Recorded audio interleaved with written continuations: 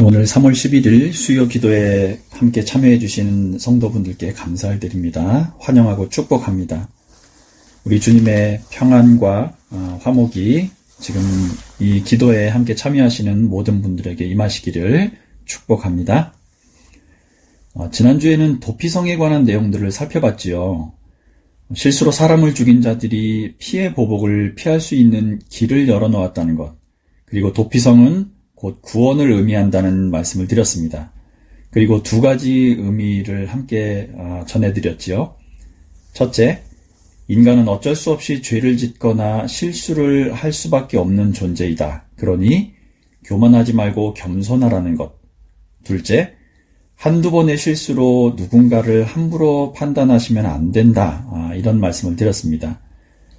그래서 내 마음속에도 도피성을 하나씩 세워두고 너무나 밉고 꼴보기 싫은 사람이 있다면 일단 마음속에 도피성으로 피신이든 구금이든 좋습니다. 넣어두셨다가 마음이 정리가 되면 그를 해방시켜 주시라는 부탁도 드린 기억이 납니다. 오늘은 레위 지파가 거주하면서 가축을 먹일 성읍을 분배받는 장면이 기록되어 있습니다.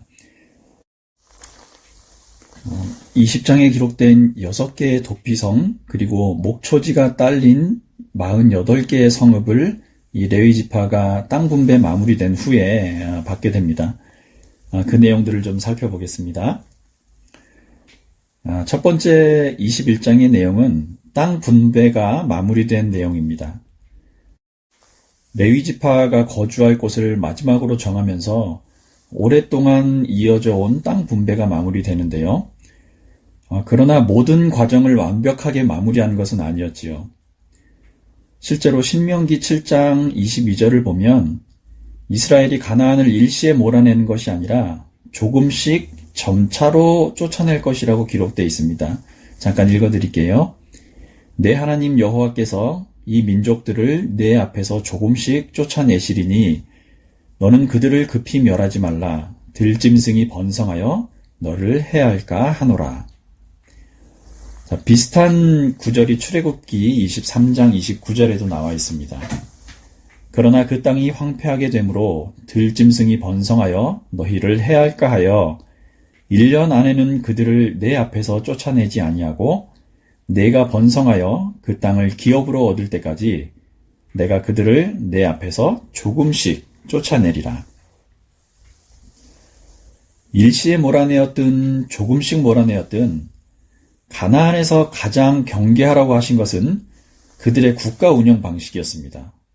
국가와 우상이 하나 되어서 오로지 풍요로움과 복만을 추구한 그런 국가 운영 방식을 경계하라고 하신 거죠. 심지어 사람을 제물로 삼아가면서까지 이익을 바랐던 것이 가나안 족속들의 신앙이었고 국가 운영 방식이었습니다. 이런 것들을 배우지 말고 모조리 멸절시키라는 내용이었죠.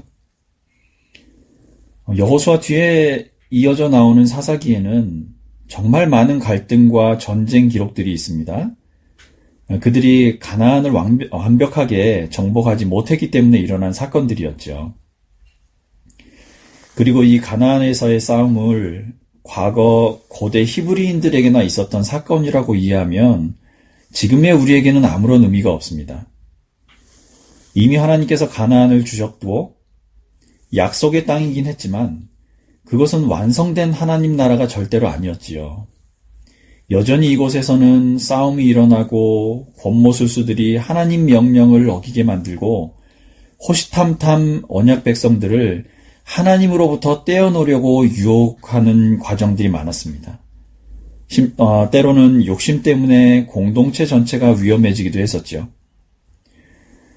이곳에서 우상을 몰아내려고 다시 노력하는 이런 모든 과정들은 과거에 있었던 사건으로 받아들일 것이 아니라 곧 우리 삶이고 가정이고 사회라고 해석을 하셔야 됩니다.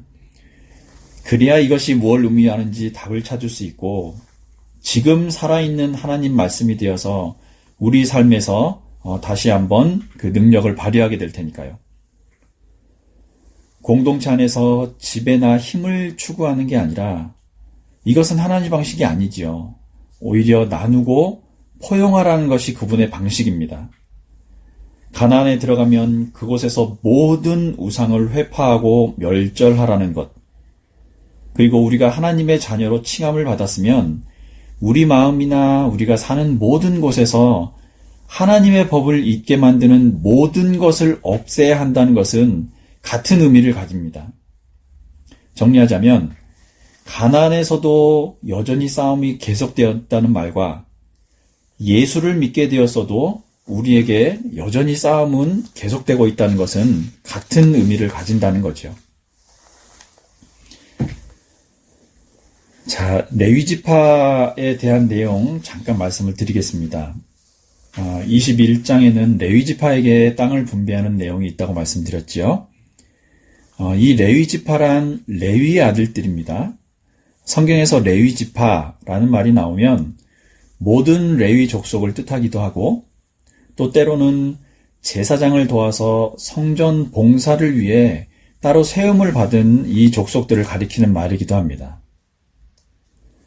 창세기에는 구별된 레위인에 대한 언급이 전혀 없습니다. 그리고 이 레위는 야곱에게 있던 네 아내들 중에서 첫 번째 레아의 소생이었죠. 루벤, 시므온, 레위, 유다, 이사갈, 그리고 수블론. 이 여섯 명의 아들이 레아의 자식들이었고요. 그 다음에 단과 납달리는 라헬의 시녀 비라에게서 나온 아들들입니다. 첩의 자녀들이죠. 그리고 갓과 아셀은 레아가 야곱에게 준 시녀 실바의 아들들이었습니다. 그리고 야곱이 가장 사랑했던 아내였죠. 라헬의 아들 요셉과 베냐민. 이렇게 12명의 아들이 있었습니다. 레위는 그 중에서도 세 번째 아들에 속한 거죠. 야곱의 첫째 아내였던 레아가 낳은 6지파, 조금 전에 6명이라고 말씀드렸죠. 이 6지파는 야곱의 첩들인 비라나 실바의 아들들에 대해서 굉장한 우월감을 가지고 있는 지파들이었습니다. 그래서 모세와 아론도 이 지파들에게 처음에는 그 우월감을 인정해 주기도 했지요. 그러나 그 지파들이 금송아지를 만든 죄를 지은 후에는 그 지위가 조금 달라집니다.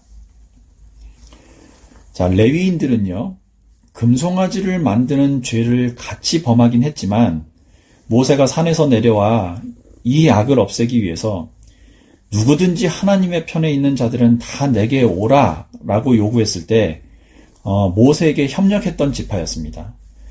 출애굽기 32장 26절을 잠깐 읽어드리겠습니다. 이에 모세가 진 문에 서서 이르되 누구든지 여호와의 편에 있는 자는 내게로 나아오라 하매 레위 자손이 다 모여 그에게로 가는지라. 이후에 레위 지파는 특별히 하나님에 의해서 거룩한 일을 돌보고 수행하는 선택을 받게 됩니다. 레위인들이 봉사하는 기간은 보통 25살에서 50세까지로 알려져 있습니다. 그리고 50세가 지나면 성소에서 봉사하는 일로부터 은퇴를 해서 감독자로 활동을 해야 했고요. 나이가 성경마다 조금씩 차이가 있습니다. 민수기 8장에는 25에서 30살, 그리고 50살, 민수기 4장에는 30세부터 50세 이렇게 서로 다르게 기록이 되어 있습니다. 학자들은 이건 아마 잘못 기록을 했거나 30세라고 굳이 기록한 것은 이 30세가 회막을 맬 수 있는 나이라는 그런 설명이 있습니다. 그래서 30세에서 50세라고 굳이 이야기한 것은 회막을 맬 수 있는 나이에 대한 설명이었다라는 그런 해석을 하기도 합니다. 어쨌건 30세보다는 25세부터 50세라는 것이 일반적인 해석이고요. 특별한 자격은 없습니다. 불구자나 정결에 관한 내용과 나이에 관한 것들이 있긴 하지만 레위인에게 특별한 자격은 부여되어 있지 않습니다. 이 레위인들이 갖는 의무가 있었습니다. 그 의무가 뭐냐면 율법을 순수하게 보존하는 것이 가장 큰 의무였고요. 그리고 그 율법이 요구하는 내용들이 잘 시행되고 있는지 감독하는 역할도 했습니다. 역시 율법에 관한 일을 하기 때문에 이 율법을 후대에 전해주는 것도 가장 큰 직무 중에 하나였죠. 그리고 성막의 모든 봉사하는 일, 그러니까 제사장들이 사용하는 그 성스러운 집기나 기구들을 닦거나 준비하는 일. 그런데 이 제사장들이 그걸 덮기 전에는 그 집기나 기구들을 먼저 만질 수가 없었습니다. 비유를 하자면 성막이라는 곳이 왕의 임재를 뜻하는 것이라면 레위인은 그 왕의 근위대, 이렇게 비유를 많이 하시더라고요. 그렇게 이해하시면 될 것 같고요. 가나안에 들어온 후에도 이들의 역할은 성소를 지킨다거나 성막을 여닫는 일, 청소를 하거나 기구들을 돌보는, 또는 제사장들이 제사를 지내면서 필요한 것들을 준비하거나 음악, 예배를 인도하거나 이런 일들을 했습니다. 그리고 제사장이 제물을 잡거나 가죽을 벗길 때 옆에서 도와주는 일이라든가 문둥병자를 조사하거나 창고들을 돌보는 일도 이 레위인들의 의무였습니다. 이 해야 될 일이 너무나 많으니까 성전 노예의 도움을 받기도 했지요. 예전에 저희가 살펴본 적이 있습니다. 여호수아 9장 21절에 보면 이 기브온 사람들이 여호수아를 이스라엘 대표들을 속여서 이스라엘 경내로 들어오지 않습니까? 보호 아래 들어오죠. 그래서 그 기브온 사람들을 어쨌거나 여호와의 언약을 따르기로 한 사람들이니 그 사람들을 이 성전에서 일하는 종들로 삼은 기록을 저희가 본 적이 있습니다. 이들의 생활 또는 수입이 어떻게 이루어졌느냐? 일단 제일 기본적인 전제 조건은 하나님 자신이 그들의 기업이 된다는 점이었습니다. 그리고 오늘 21장에 나온 것처럼 다른 지파들이 전부 도시 4개씩을 따로 정해서 레위 지파의 생활을 위해서 내주었지요. 가축을 기르는데 필요한 목초지가 있는 곳들이었습니다. 그리고 이스라엘 백성들은 들의 첫 열매나 양과 가축, 첫 새끼를 받았거나 이런 일이 있을 때마다 하나님께 11조를 드렸습니다. 이 백성들이 바치는 예물들 중에서 어느 정도는 레위인들에게 돌아왔습니다. 생활을 위해서요. 그리고 11조 가운데서 레위인들은 다시 제사장들에게 11조를 바쳐야 했다는 내용이 민수기 18장 이하에 나옵니다. 1년 중 이 사람들이 그 성막이나 회막에서 내내 봉사를 했던 건 아니었고요. 대부분의 기간을 그들의 도시에서 생활을 하다가 일정 기간이 돼서 자기 봉사 순서가 되면 성막이나 성전이 있는 곳으로 올라와야 했습니다. 근데 이 봉사 순서가 돼서 성전이나 성막에서 봉사를 해야 됐는데 그 기간이 얼마였는지 알 수 있는 자료는 아직까지 없다고 합니다. 자, 이 레위인과 관련된 대표적인 사건이 있었죠. 그게 민수기 16장에 나오는 고라의 반역이었습니다. 레위 자손들 중에서 고라가 르우벤 지파인 다단이나 온과 함께 당을 짓지요. 패거리를 만듭니다. 그래서 족장시대에 있었던 간의 제사장 제도를 주장하면서 반란을 일으킨 적이 있었지요. 그러다가 하나님께 벌을 받아 생명을 잃은 적이 있습니다. 모세는 하나님 말씀대로 이 제사계급이라는 신분 제도를 계속 이어왔고 계속 가나안에 들어가서도 이를 이어가길 바랬습니다. 그래서 여호수아도 모세의 유언에 따라서 이 제사계급이라는 신분 제도를 가나안에서도 계속 이어갔던 거죠. 이 레위인에 대해서 사사시대 이후에 관해 말씀을 좀 드리자면 이 사사시대 동안 레위인에 대한 자료는 별로 남아있지 않습니다. 그런데 당시 사람들의 행동으로 봐서는 레위인들이 제대로 하나님 말씀을 증거하지 못했든지 또는 그 역할을 강화할 능력이 없었던 걸로 보여집니다. 대표적인 것이 엘리의 아들이었던 홈니와 비느하스 이야기였죠. 굉장히 타락한 모습을 보여줬습니다.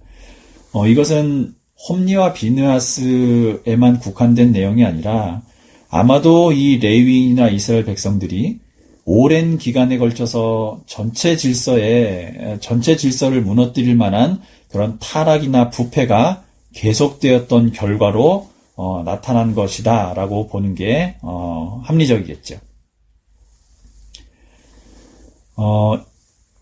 이스라엘이 분리된 적이 있었죠. 남유다, 북이스라엘. 이 여로보암 시대 때는요, 제사장들을 왕의 밑에 있는 사람들로 만들고 싶어 했습니다. 그래서 지방으로 분산된 예배를 계획한 적이 있었는데, 그 결과 레위인들은 지금 여기 여호수아 21장에서 분배받은 이런 자기들이 받은 성읍에서 전부 떠나서 유다의 중심 도시 주변에 함께 살게 된 적이 있습니다. 역대하 11장 이하의 기록인데요. 이 시대부터 각 지역에 흩어져 있던 레위인들이 한 곳에 모여 살게 되다 보니까 종교적, 정치적으로 강력한 조직체가 되기도 했습니다. 이후에 므낫세 치하에서는 상당 기간 동안 이 레위인들의 힘이 하락하고 있다가 요시야 왕 때 다시 재정비가 되고 종교개혁이 있었죠. 다시 재정비가 되어서 이스라엘을 가르치는 역할을 감당합니다. 그리고 그 이후에는 애굽이나 갈대아의 침략을 받기도 했고요. 왕들은 계속 하나님 말씀에 대한 배교 행위가 있었죠. 그러다 보니까 레위인들까지 신실하지 못한 행동들을 계속하게 되었습니다. 포로 시대 이후에 성전이 다시 건립되어 봉헌될 때는 이전에 맡았던 역할을 제사 지내는 역할을 잠시 담당을 하기도 했었죠. 그런데 에스라가 주도했던 첫 번째 집회에는 겨우 레위인들이 38명만 모인 적이 있습니다. 그리고 이 레위인의 빈자리는 느디님 사람들 220명으로 채웠다는 기록이 에스라서 2장 이하에 나오지요. 그리고 이 레위인들이 어떻게 됐느냐에 대한 그 과정은 확실치는 않지만 누가복음 10장이나 아니면 사도행전 4장 36절에 레위인들이 이렇게 형식적이고 마음이 없는 예배의 모형으로 이렇게 제시된 점을 보면 아마도 이 이후에 레위인들은 이방인들 가운데 분산되었다라고 추측하는 게 맞아 보입니다. 그래서 결국 레위인들의 역할은 이렇게 사라져 버리게 되는 거지요. 오늘 본문에서 지난주 20장에서 살펴본 도피성과 마찬가지로 레위 지파들의 성읍이 가나안 땅 전역에 이렇게 흩어져서 고르게 배정된 이유가 있습니다. 지난주 도피성과 똑같은 내용인데요. 모세가 이스라엘을 마지막으로 축복한 장면이 신명기 33장 10절에 나오는데 주의 법도를 야곱에게 주의 율법을 이스라엘에게 가르치며 주 앞에 분향하고 온전한 번제를 주의 제단 위에 드리리로다 라고 이야기한 장면입니다. 즉 레위 지파의 복은 또는 의무는 가나안 땅 전역에 흩어져 있으면서 곳곳에 그들에게 하나님의 법을 가르치는 것이었던 거죠. 그렇게 해야 모든 백성이 하나님 중심으로 살면서 복을 누릴 수 있기 때문입니다. 내가 사는 영역 곳곳에 하나님의 말씀을 두라는 것이 오늘 이 여호수아 21장에서 보여준 레위인들이 분배받은 성읍의 의미라고 말씀드릴 수가 있겠습니다. 자, 마지막 44절, 45절에 보면 하나님께서 이스라엘 백성들에게 안식을 주셨다. 그리고 마지막 절에는 이 선한 말씀이 다 이루어졌다라는 이야기가 나오는데 그래서 안식이라는 말은요, 잘 아시다시피 쉬다, 안정된 생활을 하다, 머물다라는 뜻을 가지고 있습니다. 어원적으로는 하루 종일 일한 후에 집에 돌아온다라는 뜻입니다. 여기 44절에서 나오는 안식이라는 것은 이제 적과의 전쟁, 가나안의 위협으로부터 벗어나서 쉬게 되었다라는 뜻을 가지고 있는 거죠. 물론 온전한 쉼은 아닙니다. 계속해서 자잘한 싸움을 계속 해야 되는 쉼이긴 했던 거죠. 그리고 마지막 절에 선한 말씀이 이루어졌다는 곳에 말씀, 원어로는 다바르입니다. 지난번에 오후 성경 공부 시간에 다바르, 말씀과 그다음에 광야, 미드바르의 관계를 말씀을 드린 기억이 나는데, 여기에서는 이 본문에 나온 표현은 하다바르라고 합니다. 이 말은 정관사 하 그리고 말씀을 뜻하는 다바르가 결합된 형태인데, 이 말씀 다바르라는 말에는 여러 가지 뜻이 더 들어가 있어요. 뭐냐면 일, 사물, 문제, 행동, 사건, 이런 여러 가지 뜻이 들어가 있습니다. 이게 뭘 뜻하냐면 고대 히브리인들에게 말, 이것은 곧 사건이기도 하고 행동과 일의 의미도 담고 있다는 거죠. 이 다바르, 말씀이라는 것이 하나님을 주어로 할 때는 매우 신학적으로 중요한 의미가 됩니다. 말씀이 곧 행위이다, 이루어질 사건이다, 이미 이루어진 사건이다 라는 뜻으로 드러난다는 거죠.